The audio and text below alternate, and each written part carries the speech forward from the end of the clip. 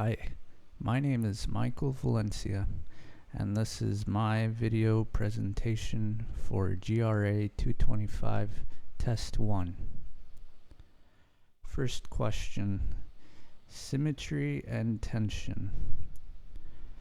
How can symmetry and tension be implemented to achieve effective communication? As we have learned, symmetry creates visual harmony. When things are mirrored and ordered, the viewer perceives order and calmness. A symmetrical layout helps the viewer lock into a recognizable pattern, making the composition easier to comprehend and process. Tension, on the other hand, provides visual contrast and sometimes imbalance. It produces movement and energy. Asymmetry creates tension, and it keeps things interesting by presenting variety in size, color, and direction. B. What are the advantages and disadvantages of using an asymmetrical layout? An advantage to an asymmetrical layout is visual interest and variety. There can be a sense of vitality and energy. It is dynamic and engaging. A disadvantage is the fact that if you're not careful, things can feel chaotic and too distracting. The viewer's attention can be directed towards extraneous visual information rather than the intended message of the composition. C. I'm not sure what I would change about Figure 1. I think it's perfect the way it is. I really like the subtle colors and the direction of the person's face and features.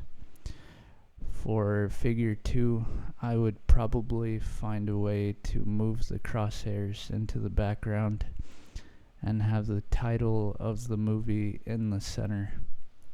I would distribute the text set so that there aren't these heavy blocks of text.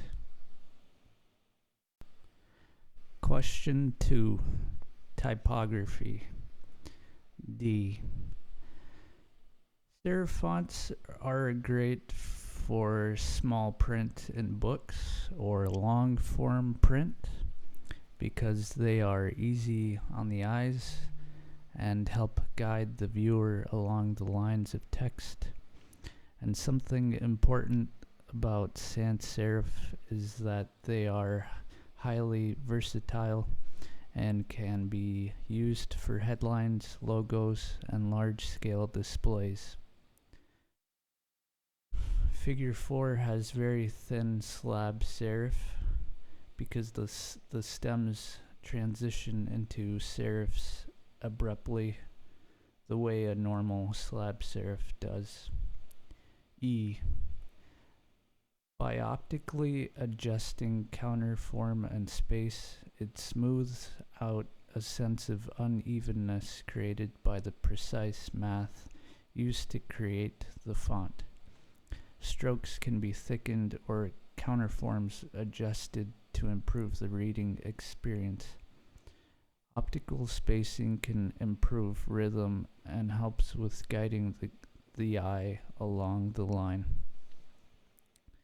F. Figure 3 has a title that is in all caps and which X height does not affect at all.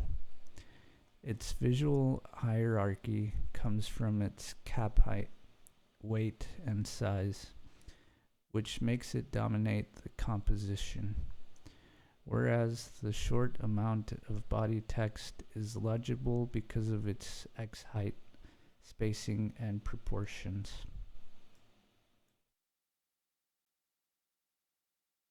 Question 3. Grid and Gestalt principles. G. Horizontal lines guide the eye left to right, a natural direction most people in the world read in.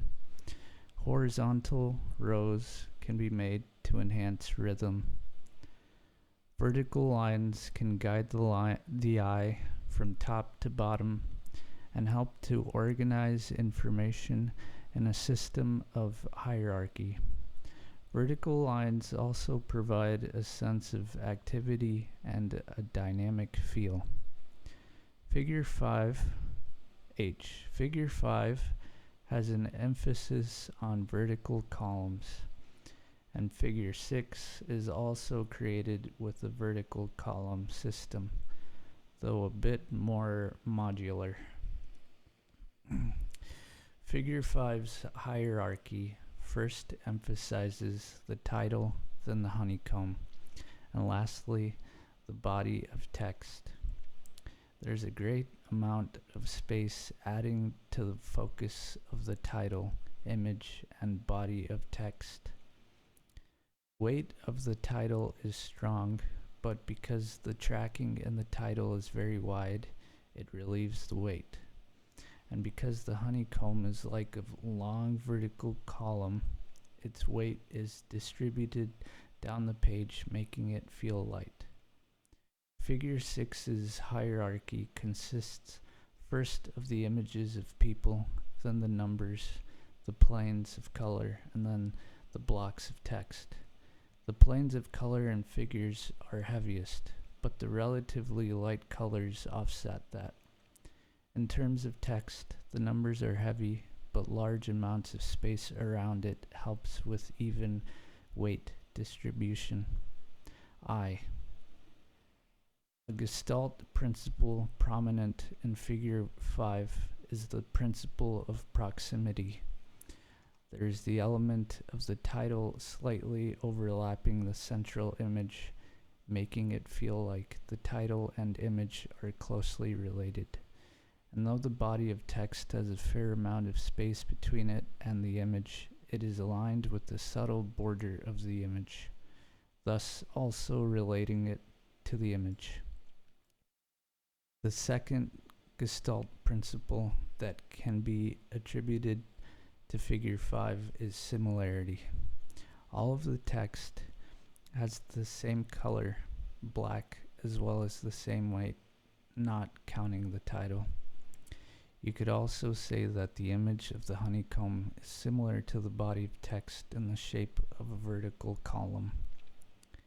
J. I believe that out of all the elements we have gone over in this class, tension is one of the most important. If a composition is not symmetrical, then there's a good chance of there being tension. I feel that tension is prevalent in a lot of design out there, and I feel that it can make imagery very interesting. I find it helpful to study designs with use of tension, but also I can't help but appreciate the use of it, and I can't help but notice it everywhere I look. Thank you.